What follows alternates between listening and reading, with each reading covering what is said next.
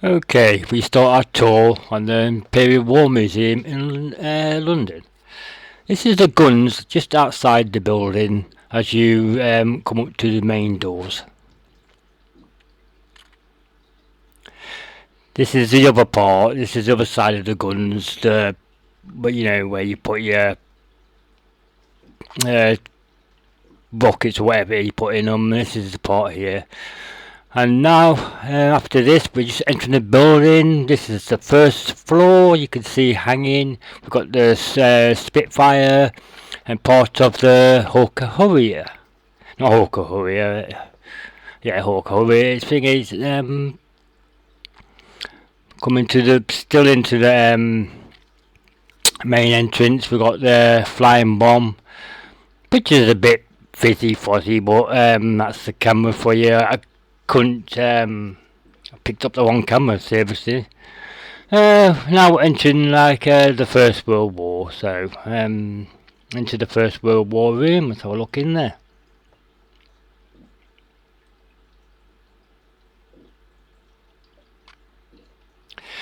First we come up with some models of some ships. I think one was like a cruiser, another one's like cargo ships or something. It must be something important in during the First World War, because that's what they're there for.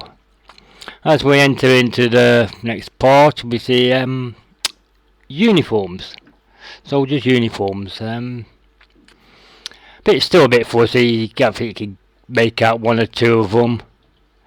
The ones here, obviously the blue and red ones, that speaks for itself. That's got to be the French. I think the other one's Germany. I can't remember who the other one was. The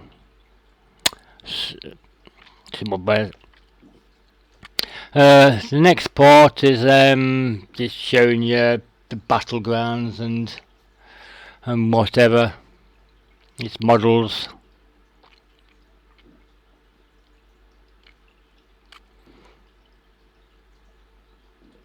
Some information on what's going off, if you can see that or read that.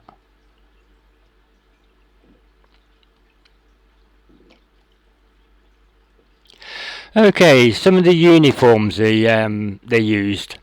I think these was for digging. I'm not sure if there was digging with this lot, but no doubt you'll probably be wrong in your comments below.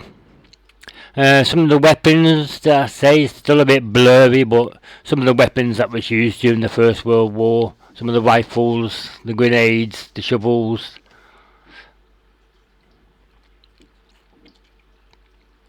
This is a trench mortar used in the trenches during the conflict.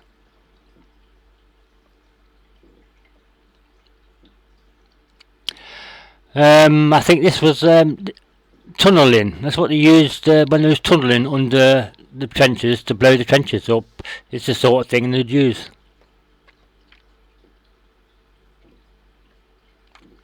Here's a bit fuzzy, but it is a sniper's, what the sniper's uniform would wear. I can't see how good that was, really, to tell you the truth. Here we go, it's another big gun. I'm not sure if that was off a ship or something, because it was quite big. I just couldn't find the plaque to tell you what it was, but I think it is off a ship. A little bit more information about what's going off, if you can read it.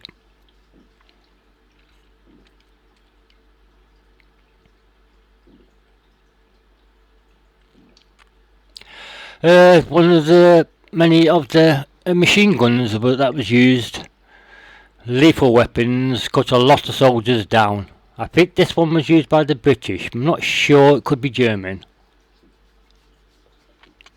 A bit more information.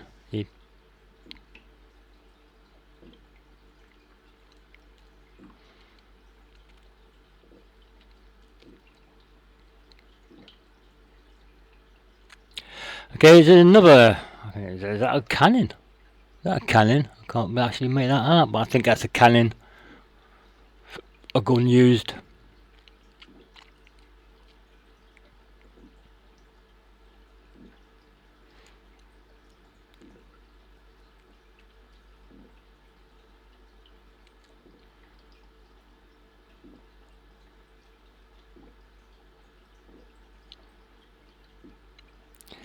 Okay, this is the front of that big gun. I still can't figure out what it was and what it was used for. I should pay more attention to the plaques, really, shouldn't I? Bit more information on what's what going into battle.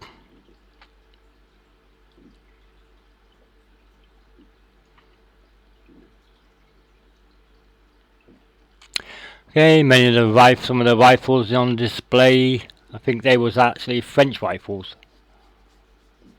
But there again, I could be wrong.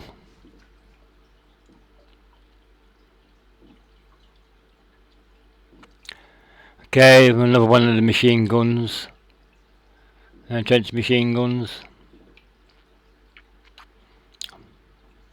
Killed a lot of people, they did. Killed a lot. Lots of soldiers died from one of them. More information.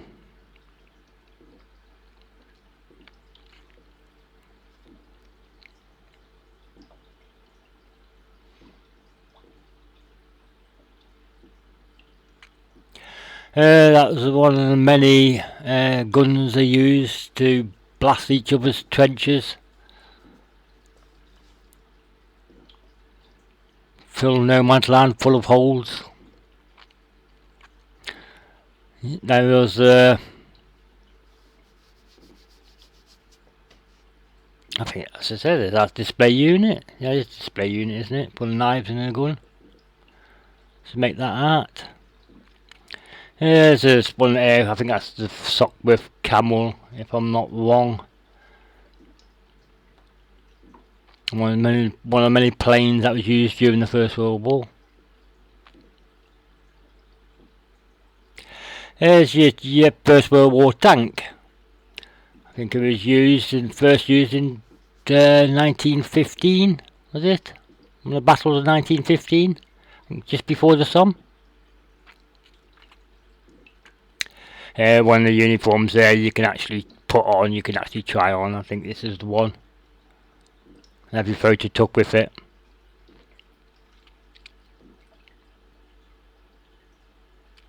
That's the belly part of the tank that's just shown, that's just gone past.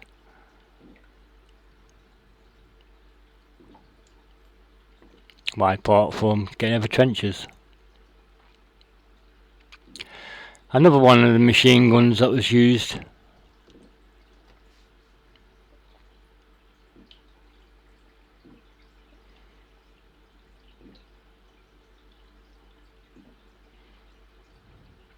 And a little bit more information if you can figure out what that says.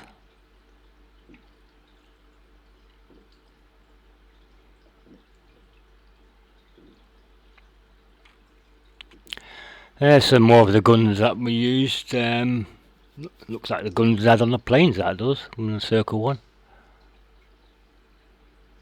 Yeah, but some of the many rifles and different ammunition they used.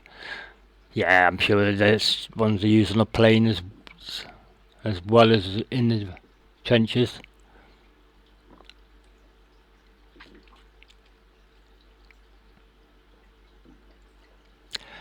I haven't got a clue what that is. Some pipe or something. I don't know what it is. Unless it's that part of that gun. Information about that gun. The bayonet. God, that was a big one. That was a really big bayonet. Oof, something that stuck in you. Yeah, the bayonet that was put on there, the Enfield Mark 1 or whatever it was. Uniforms with swords. So that's ranking officers, no doubt. Yeah, a few more uniforms.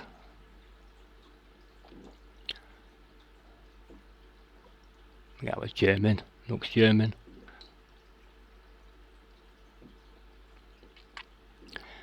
And as war progressed on, a few more from different countries. I can't tell you which country it is. I know one of them was actually Portugal, which I didn't even think was in the war, but I can't remember who the other two were. These was like badges of prisoners caught and their ranks and whatever.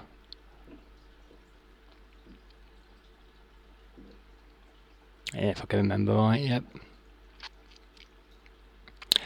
Display of the Hawker Harrier, first vertical takeoff plane ever built. And that's in the lobby, that's hanging from the ceiling, that is. This is like a cannon. I don't know what it was actually used for. Yeah, I really should take more careful look at the plaques, because I couldn't have a clue what that's for. That's the front view of it. Yeah, it's probably, like I said, that's probably a gun used in the First World War.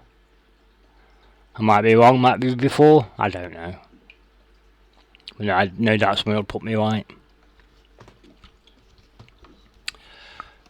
Okay, this is the tank, which I thought was the Sherman, but I'm not actually too sure if it actually is, to tell you the truth.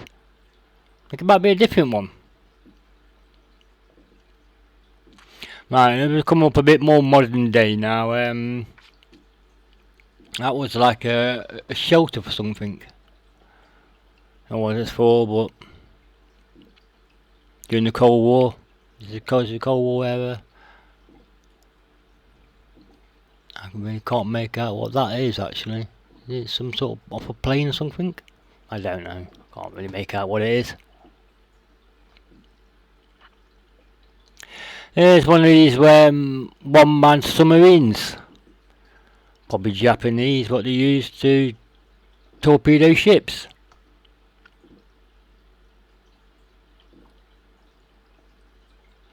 There's another part of it. I think this is a back view.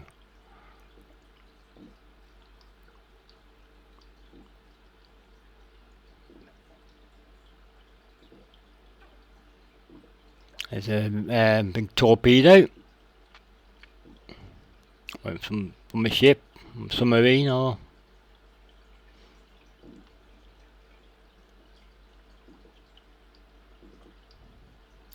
this is actually this is 88, lethal weapon.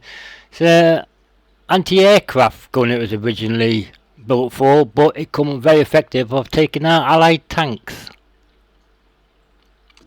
This is in the cockpit of a Lancaster bomber. Well, cockpit I say, this is the belly of it, and it looks like the radio room. But it's the Lancaster bomber. Yeah, it's another view of it.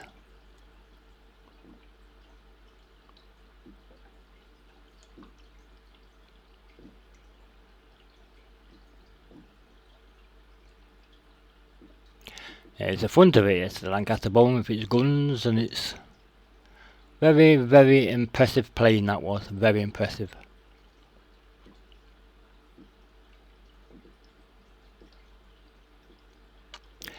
So that's a troop carrier of some sort, I gather.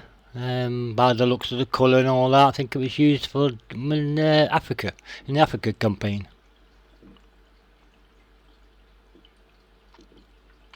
Here we have a front view of Monty's staff car. The car we used for parades, I gather.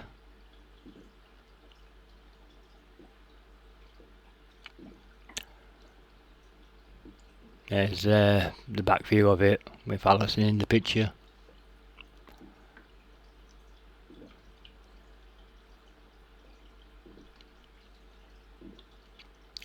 Now we have the Sherman. This is the main Allied, well, I say the main Allied tank. It was the tank that was used the most by the Allies. Some of the weapons on display, and looking through the window you can see the Spitfire hanging from the ceiling.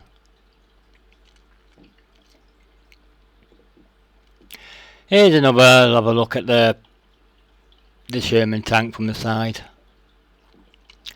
Actually, when the British got it, they did upgrade it with a bigger gun, a bigger turret, and called it the Firefox.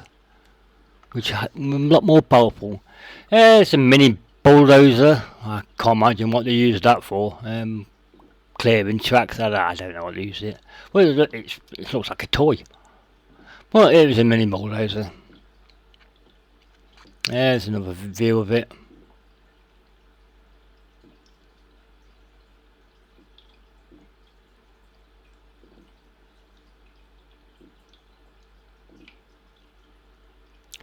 Here's the frontal view of the Sherman tank.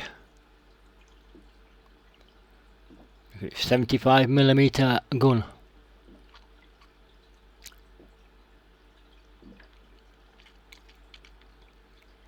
Now this is Zero, the Japanese fighter that was recovered from a jungle and brought back.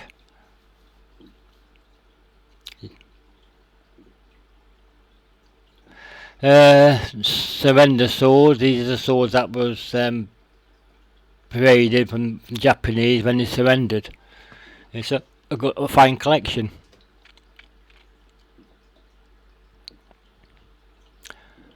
Yes, it says on there, you can see it's symbols of surrender.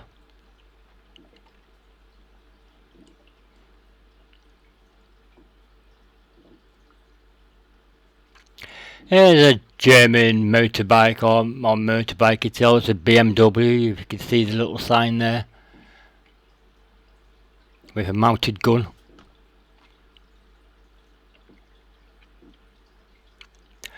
Now I'll have another quicker look at the Harrier again.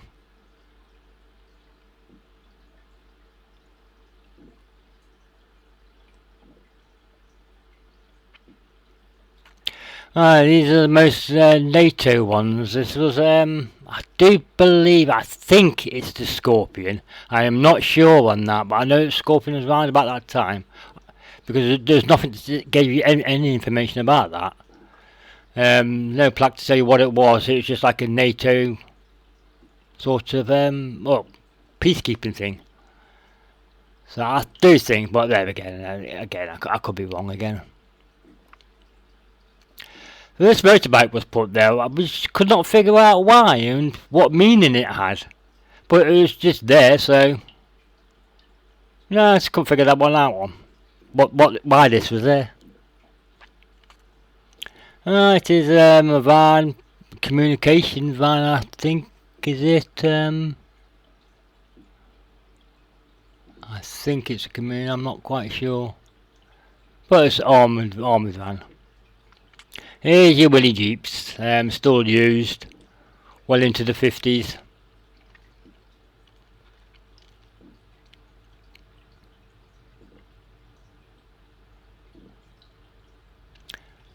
Here is a side view of it. I think this was for medical, I'm not sure. They have a white cross, red cross on it with white sticker, so.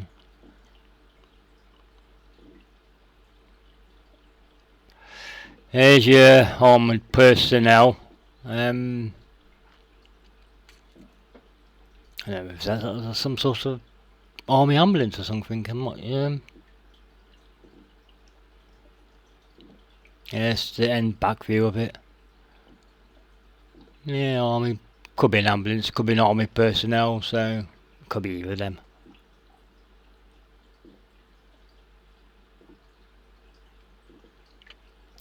Here's another, I think it's an anti-aircraft gun.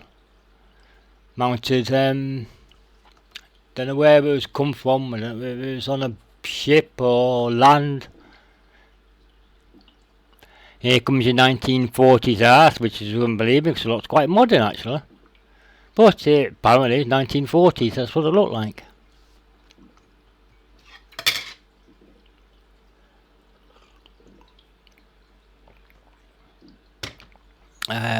Another view of the lobby. That's that green one, I think that's the V2.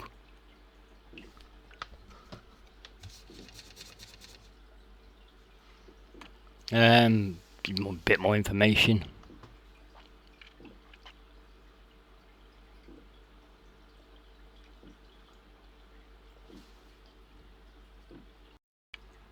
Okay, here now we have the British Museum. Not really somewhere I wanted to go. I wanted to go to the Natural History Museum, but the wife wanted to go and see the Egyptian mummies, so it's the British Museum. Apart from the pots and the masks and the funny shape sculptures or whatever it is, I don't really know a lot about that, so I'll just let you enjoy the pictures with the music and hope we'll go from there.